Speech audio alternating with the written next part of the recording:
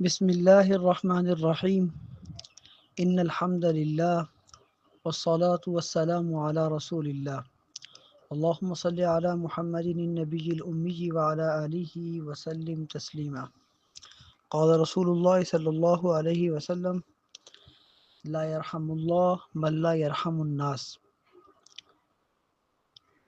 حدیث مبارکہ کا ترجمہ ہے، اللہ اس شخص پر رحم نہیں فرماتے جو لوگوں کے ساتھ رحم والا معاملہ نہیں کرتا۔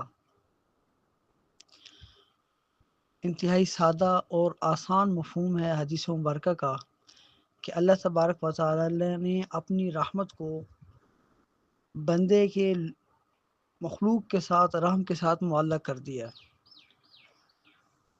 یعنی جو شخص لوگوں کے ساتھ نرمی والا، رفق والا، بھلائی والا معاملہ نہیں کرتا، اللہ پاک بھی اس کے ساتھ رحمت والا معاملہ نہیں فرماتے۔ اور غالباً پیچھے کسی حدیث کی تشریح میں یہ بات گزری تھی کہ قیامت میں ایک شخص ایک نیکی کا جو ہے وہ محتاج ہوگا، اور جو شخص اسے دے دے گا تو اللہ تعالیٰ اسے فرمائیں گے کہ مجھ سے بڑا رحیم کوئی نہیں ہے، اگر تو یہ رحم والا معاملہ کر سکتا ہے تو میں تجھ سے زیادہ رحم والا معاملہ کر سکتا ہوں، تو بھی جنت میں جا اور جس کو تو نے نیکی دی ہے وہ بھی جنت میں جائے۔